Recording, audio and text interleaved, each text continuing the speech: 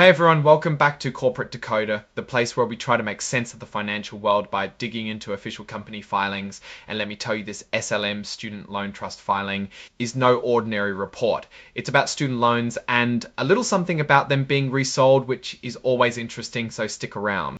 So what we have here is a report from SLM Student Loan Trust 2003-4, and it's basically an update on some of their student loan products.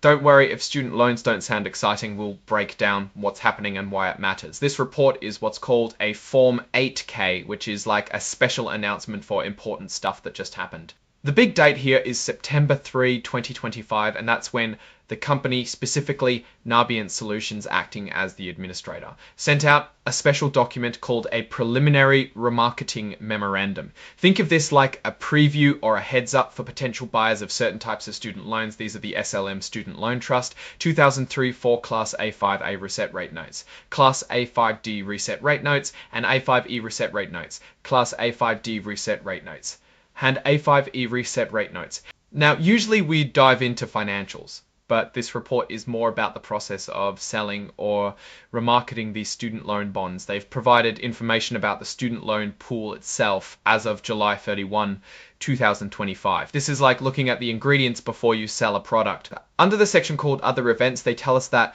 Navient, in its role as administrator, gave this preliminary remarketing memorandum to what's called a remarketing agent. This agent then distributes it to qualified institutional buyers. These are big players like investment funds, not your average person, who are interested in buying these kinds of financial products. The whole point is to remarket these specific notes. Now, the real meat of the update comes in the exhibits, specifically Exhibit 99.1, which contains tables detailing the SLM Student Loan Trust 2003 for student loan pool as of July 31, 2025.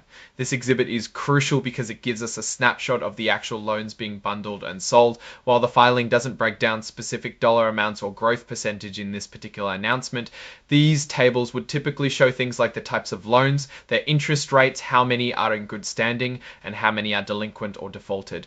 Think about it this way. SLM Student Loan Trust 2003-4 is like a big basket holding many student loans. These loans are then grouped into different classes like the Class A5A, A5D, and A5E notes we mentioned.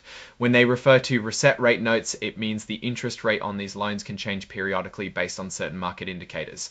This makes them a bit more complex because the income they generate isn't fixed. The fact that Navient Solutions is the administrator is important. Navient is a big name in student loan servicing and management. Their role here is to handle the day-to-day operations of the trust and these loan securities. When Navient puts out a memo like this, it's a signal that they are actively managing and positioning these assets in the financial markets. The filing itself was made on September 3, 2025. This means the information about the loan pool as of July 31, 2025 was current as of the end of summer.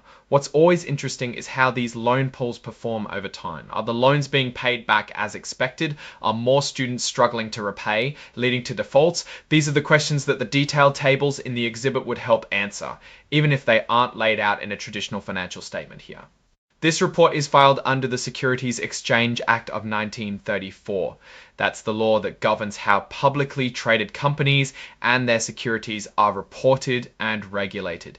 For a trust like this, it means they have to be transparent about significant events like this remarketing. So this is a current report, meaning it's about very recent events. The remarketing process itself is a key event for these types of trusts. It's about managing the life cycle of the securities backed by these student loans. The success of a remarketing can indicate the health of the underlying loans and the attractiveness of these securities to investors. And the fact that the trust is formed in Delaware is pretty standard for many companies and trusts in the US. Not a super exciting detail, but it's part of the legal structure. While my job is to decode the core information, it's always good to remember that full filings often have extensive indexes pointing to every single piece of information. This report is filed with the United States Securities and Exchange Commission, or SEC. They are the government agency that oversees the stock market and ensures companies provide accurate and timely information to the public. This is their way of keeping tabs on financial dealings You'll see these boxes checking if the filing is related to other types of communications like marketing materials or solicitations. In this case, it seems to be a pretty straightforward event report. So those boxes are likely unchecked, meaning it's just reporting the preliminary remarketing memorandum. The not applicable here means that the specific notes being remarketed aren't listed on a major stock exchange like the NC or NASDAQ. This isn't unusual for certain types of structured finance products like these student loan trusts. They often trade in over-the-counter markets or directly between large institutions. Now let's look closer at what's really going on. This filing is about the process of selling and managing student loan-backed securities. When they talk about a preliminary remarketing memorandum, it's a document shared with potential investors to get them interested in buying these notes. These notes are essentially loans made to students that have been bundled together. The reset rate part means the interest you pay on these notes can go up or down over time. This is generally done via an auction or a process managed by an agent. The August 2025 data on the student loan pool is key. What we'd look for in those tables, if they were fully detailed here, are things like the loan to value ratios, the average remaining term of the loans, and most importantly, delinquency and default rates. For instance, if the tables showed that the percentage of loans that are 30 days or more past due had jumped from say 2% to 5%, that would be a significant red flag. A 3% increase in delinquency could mean a much larger portion of the underlying loans are struggling to be repaid. Or if the average credit score of the borrowers in the pool had dropped, significant red flag, a 3% increase in delinquency could mean a much larger portion of the underlying loans are struggling to be repaid. Or if the average credit score of the borrowers in the pool had dropped significantly, that would also suggest higher risk. Think of it like this. If you're buying a package of mortgages, you want to know how likely those homeowners are to pay. For student loans, it's similar, but often with different economic pressures affecting repayment like job markets and salary levels.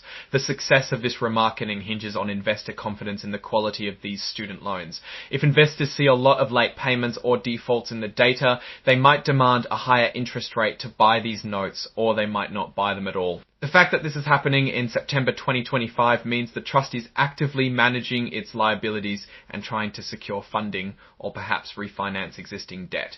The remarketing agent plays a crucial role in finding buyers and ensuring the best possible terms for the trust. Navient, as the administrator, is orchestrating this entire operation.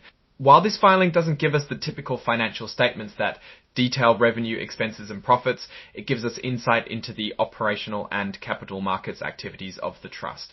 It's less about how much money the trust is making directly and more about how it's managing the financial instruments it holds.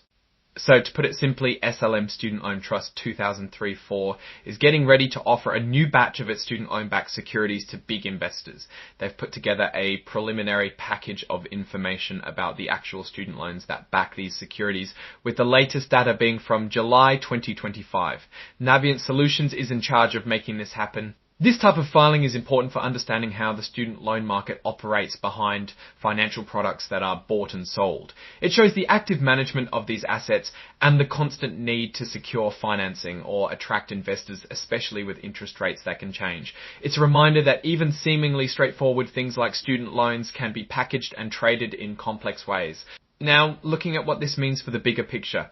While we don't have hard financial numbers in this specific filing, the act of remarketing these notes indicates that the trust needs to keep these financial products active and attractive to investors.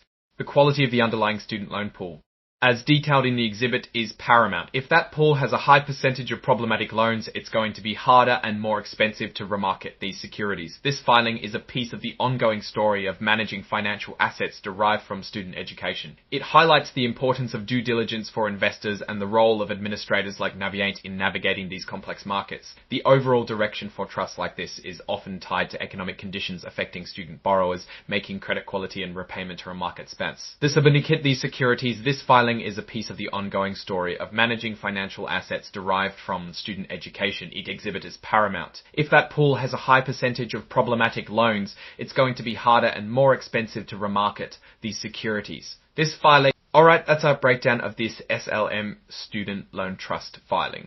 What's your take on the student loan market and these types of financial products? Do you think remarketing these notes is a sign of strength or a necessity due to underlying loan issues? Drop your thoughts in the comments below. If this analysis was valuable, hitting that like button really helps us out, and subscribe for more deep dives into corporate filings. Don't forget to check out our Discord community linked in the description for more discussions and insights. Thanks for watching. See you next time.